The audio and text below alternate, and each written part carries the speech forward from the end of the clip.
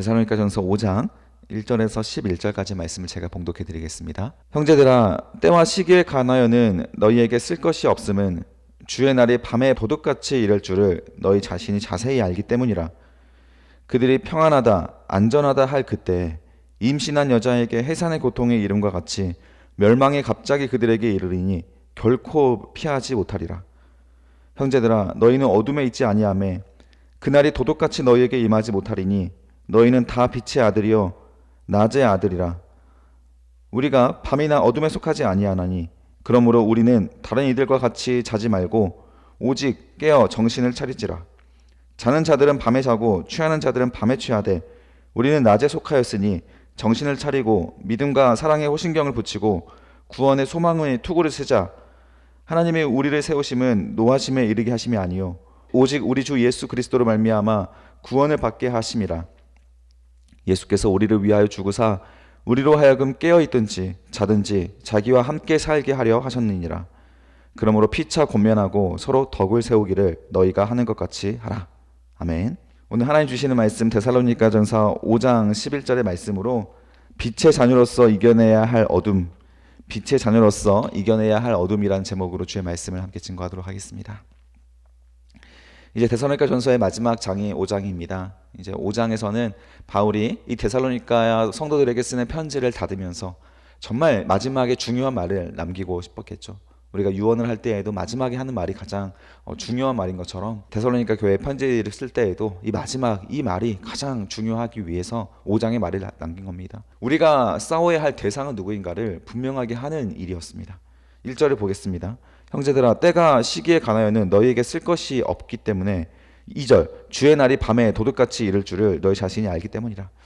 때와 시기, 예수께서 언제 재림이 오시고 언제 다시 하나님의 나라가 이루어지고 완성이 될 수 있는지를 이들에게 쓸 필요가 없다라고 하는 것은 아마 이전에 바울이 그들에게 가르쳤던 부분이기도 하고, 우리가 주의 날이 언제 임하는 것입니까? 라고 하는 것이 중요하지 않다. 그 질문이 잘못되었다라고 하는 부분들을 분명히 가르쳤을 것입니다.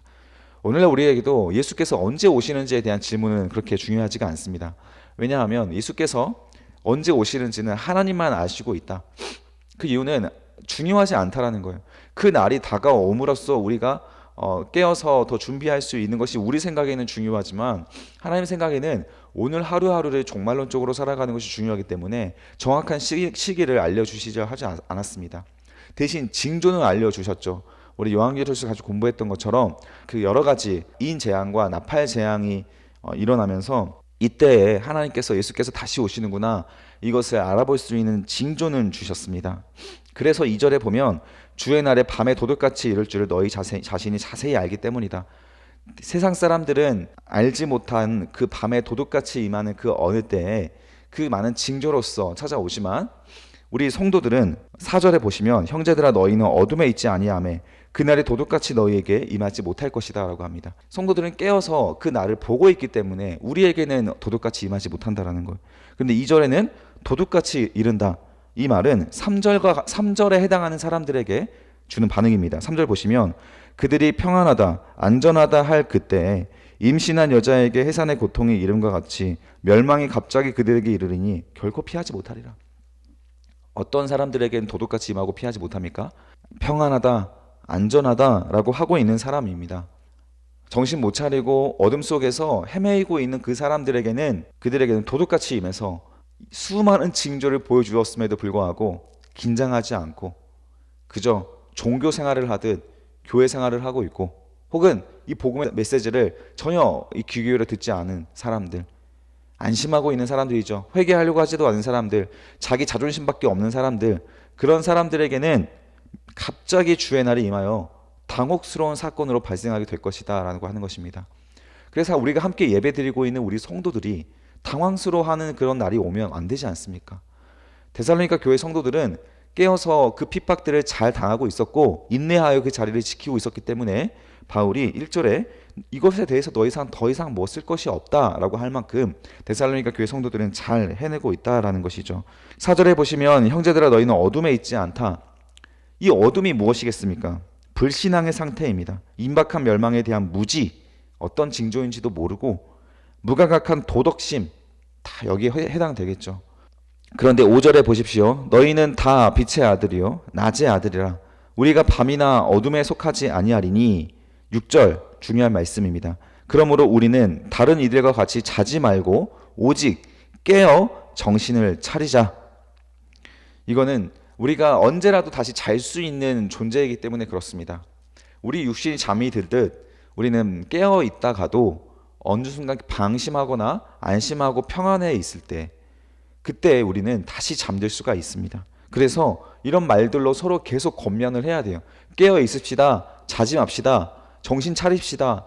우리가 무엇을 위해서 신앙을 생활을 하는 것이고 무엇을 위해서 복음을 전하고 있는 것입니까? 여러분, 우리는 정신 차리지 않으면 분별이 안 돼요. 뭐가 중요한지가 모릅니다. 교회에 막 여러 프로그램에 행사하다가 정신 없어서 정말 챙겨야 할 영혼 못 챙기고 복음 전해야 될 복음을 못 전하게 됩니다. 우리 정신을 조금만 차리지 못하고 있으면 사탄이 우리에게 들어와서 주의 복음을 전하는 일에 모든 방법을 동원해서 그 사역들을 방해할 겁니다. 그러면 우리 정신 차리지 않고 있다면 정신없이 거기에 휘둘리게 되는 거예요. 낮에 속해 있다라는 것은 우리가 무엇을 해야 될지 알고 있는 겁니다. 밤에 있는 사람들은 잘 준비를 하지 않습니까? 무언가를 새로 할 생각하지 않습니다. 정상적인 패턴을 가진 사람이라면요. 밤에 자기는 공부가 밤에 잘 돼서 밤에가 주 활동이 되고 낮에는 잔다라고 하는 분들, 혹은 밤에 일을 해서 뭐 낮에 잔다라고 하는 분들 말고 그냥 일반적인 분들은 밤에는 활동할 생각하지 않고 잘 생각을 하지 않습니까? 또 7절에 보면 자는 자들은 밤에 자고 취하는 자들은 밤에 취하되. 밤에는 노는 겁니다. 취하는 겁니다. 밤이라고 하는 그 어두움에 주는, 밤에 주는 어떠한 기품이 있습니다. 그래서 제가 영국에 있을 때 마약하는 분들 전부 다 밤에 마약을 했었습니다. 밤에 공원에 가보면 전등도 안 켜져 있는 아주 칠흑 같은 밤인데 차를 몰고 가다 보면 사람들이 중간중간 듬성듬성 그냥 가만히 서 있어요. 마약에 취해서 그냥 좀비처럼 서 있는 겁니다. 그 어둠을 즐기고 있는 거예요. 마약에 취해서. 정말 섬뜩합니다. 그 장면을 보고 있으면. 그런데 이 취하는 자들, 정신 안 차리고 있는 사람들은 다 그렇게 밤에 한다라는 거예요. 낮에는 깨어서 우리의 할 일을 하지 않습니까? 우리의 신앙생활을 밤에 하려고 하면 우리는 무엇을 해야 되는지 알지 못하고 잘 준비하고 취할 준비를 합니다. 복음을 전하는 일이 가장 우선입니다. 말씀을 보고 깨워서 회개하는 일이 가장 우선입니다. 예수를 알게 하는 일이 가장 우선이고 예수를 만날 수 있는 그 시간을 갖는 것이 가장 우선입니다. 우리가 깨어있지 않으면 이거를 분별을 못하고 자꾸 정신없이 막 시달리게 되는 거예요. 8절에 보십시오. 우리는 낮에 속하였으니 정신을 차리고 밑줄 그어주십시오. 믿음과 사랑의 호심경을 붙이고 구원의 소망의 투구를 쓰자라고 하는 거예요. 무엇을 하고? 정신 차리고 그리고 믿음과 사랑의 흉패, 호신경입니다. 심장을 보호하는 거예요. 가장 중요한 믿음과 사랑을 지켜내라는 거예요. 예수를 향한 믿음, 예수의 사랑을 지켜내라는 겁니다. 우리 이번 주에 어제의 설교가 원수 사랑 아니었습니까? 무엇을 사랑하는 것이 원수 사랑이었습니까? 나를 미워하는 자, 내가 원수 삼는 자, 나에게 핍박하는 자를 사랑하는 것이었는데 무조건 다 사랑하는 것도 아니라고 했죠. 예수님은 바리새인 같은 사람들을 싫어했습니다. 미워한다고 했습니다. 그러나 가룟 유다는 또 사랑을 했죠. 끝까지 사랑을 했습니다. 발을 씻겨 주었죠. 그러나 예수를 배신한 건 가룟 유다였지만 우리가 사랑을 통해 지켜내야 할 영역이 있습니다. 우리의 예수를 향한 믿음과 사랑인 것이죠. 이것을 지켜내기 위해서 심장을 보호하라라는 것입니다. 깨어서 무엇이 예수의 일인지 사탄의 일인지 사탄의 방해인지 분별하라라는 거예요. 여러분 인생 속에 오늘 펼쳐져 있는 수많은 일들이 마냥 형통하지만은 않을 것입니다. 형통하면 좋겠지만 이런 여러 형통하지 못하는 불편한 삶 가운데서도 우리가 예수의 사랑과 믿음을 지켜내기 위해서 노력을 해야 되는 것이고 형통한 삶 중에서도 믿음을 지켜내기 위해서 우리가 노력을 하고 사랑과 믿음이 무엇인지를 깨달아서 밤에 살지 않고 낮에 살기 위해 노력을 해야 한다는 것입니다. 그리고 구원의 소망의 투구이죠. 투구는 머리에 쓰는 겁니다. 소망과 구원, 이것은 우리가 공부를 통해서 이 지식을 통해서도 구원과 소망을 지켜낼 수가 있다는 것이죠. 이것도 또한 분별력을 말하는 겁니다. 분별하여서 우리의 뜨거운 믿음과 사랑이라는 심장을 지켜내고, 그리고 구원이 무엇인지, 소망이 무엇인지 우리 하나님께서 주시는 지혜로 분별력을 발휘할 수 있어야 한다라는 말씀입니다. 9절에 보십시오. 하나님이 우리를 세우심은 노하심에 이르게 하심이 아니요 오직 우리 주 예수 그리스도를 말미암아, 강조 표시해 주세요, 구원에 받게 하심이라. 구원을 받게 하심이라. 우리를 하나님께서 세우심은 사명이죠. 저도 사명을 가지고 전도사, 목사가 되기 위해서 지금 달려가고 있는 것이고, 여러분들도 성도로서 하나님이 주시는 사명으로 지금 세움을 받고 있는 겁니다. 하나님께서 허락하셨기 때문에 우리는 이 자리에 서 있는 겁니다. 이 자리에 앉아 있고 서 있는 거예요. 우리는 하나님을 위하여서 오늘 하루를 세움 받아 살아가는 겁니다. 하나님이 우리를 세우시는 목적을 지금 바울이 기록을 하는 것은 하나님의 진노에 이루기 위함이 아니라는 거예요. 오직 예수 그리스도를 말미암아 구원을 받게 하기 위하여서 우리를 세워 가신다라는 겁니다. 세우시고 그래서 구원에 이르도록 우리를 이끌어 가시는 겁니다. 그런데 우리를 세우셨는데 우리가 하나님의 노하심에 이를 수도 있다는 말씀이잖아요. 하나님께서 주시는 사명을 지켜지 못하고 우리가 다른 길로 가려고 하고, 분별하지 못하고, 밤에 자려고 하고, 취하려고 하고, 이거 하나님의 진노를 쌓아가는 것 아닙니까? 한국 교회의 실패가 저는 밤에 있는 사역이라고 생각을 들었습니다. 깨어있지 못하고, 분별하지 못하고, 복음 전한 일에 목숨 걸지 못하고, 쓰잘데기 없는 일에 너무 많은 에너지를 쏟고 있고, 무엇이 중요한지 분별하지 못하고 있는 모습들, 그런 모습 때문에 하나님의 진노를 쌓아가고 있었던 것은 아닙니까? 우리가 정직하게 돌아볼 수 있어야 하는 것이고, 예수를 믿고 있던 우리들에게도 하나님의 진노를 쌓아가게 하는 우리들의 신앙생활이 될 수 있다는 것을 우리는 늘 경계하면서 오늘 하루 더 깨어있기 위하여 노력을 해야 합니다. 우리는 예수 그리스도를 말미암아 구원을 받게 하기 위하여서 세움을 받았다. 따라서 오늘 우리가 서 있는 이 자리, 우리가 살아갈 이 신앙의 자리는 하나님의 주시는 구원을 위한 자리입니다. 그 자리를 감사하고 성실하게 오늘 하루 우리가 해야 될 일을 위하여 주님을 의지하여서 깨어 정신 차리며 분별하여 뜨거운 심장과 사랑을 지켜가면서 여러분 앞으로 살아가시기를 축복합니다. 10절에 보시면 예수께서 우리를 위하여 죽으사 우리로 하여금 깨어있든지 자든지 자기와 함께 살게 하려 하였느니라. 자, 여기 표현은 언어 유희입니다. 앞에 있는 깨어있거나 자거나 낮에 속하거나 밤에 있거나 라고 하는 그 표현을 여기에서는 죽음과 생존으로 언어 유희를 이루어내었습니다. 문학적인 표현이죠. 깨어있든지, 이건 낮에 속하든지가 아니라 생존하고 있든지, 또는 자든지 죽어 있든지, 예수님과 함께 하기 위해서, 우리를 위해서 하신 일은 예수께서 죽으셨다라는 거예요. 이 땅에 살아가다가 순교하여서 땅에 묻혀 있든지, 아직 우리가 살아서 하늘을 열고 오시는 예수님을 맞이하게 되든지, 우리의 육신의 상태는 중요하지 않아요. 바로 우리를 위하여서 죽으신 그 예수를 믿고 있는 상태이냐 아니냐가 가장 중요한 것이죠.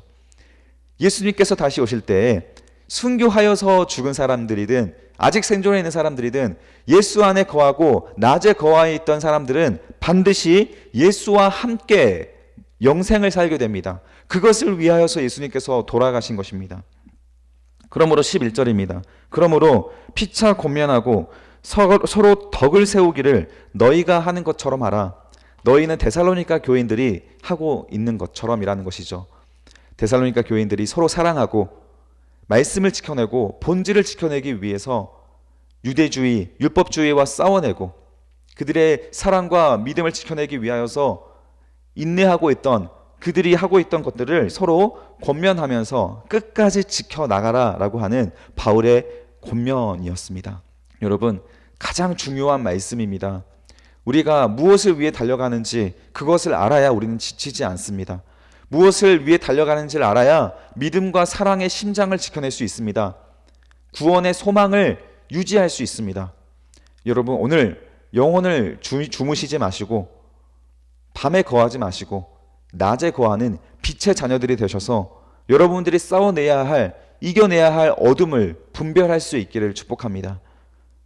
무엇이 여러분들에게 어둠으로 찾아오는지 기도하시고 지혜를 구하시면 성령께서 반드시 깨닫게 하실 것입니다. 그 믿음 안에서 오늘 하루도 승리하는 하루 되시기를 주님의 이름으로 축복합니다. 기도하겠습니다. 살아계신 아버지 하나님, 우리가 오늘 싸워내야 할 우리들의 마음을 분별하게 하여 주시옵소서. 사탄이 우리의 마음을 어지럽히고 주님께 나아가지 못하게, 주님의 일을 하지 못하도록 방해하는 일들을 우리가 분별하여서 주님 앞에 끝까지 사명들을 잘 감당할 수 있게 하시고, 오늘 우리에게 주신 사명들을 잊어버리지 않도록 도와주시옵소서. 어둠에 속하여 절망하지 않게 하시고 구원의 소망을 가지고 오늘 하루도 힘있게 살아갈 수 있는 빛의 자녀들 될 수 있도록 함께하여 주시옵소서. 주님께서 함께 하시기에 절망할 이유가 없다는 것을 늘 우리가 기억하며 소망을 잃어버리지 않도록 함께하여 주시옵소서. 감사드리며 예수 그리스도의 이름으로 기도드립니다. 아멘.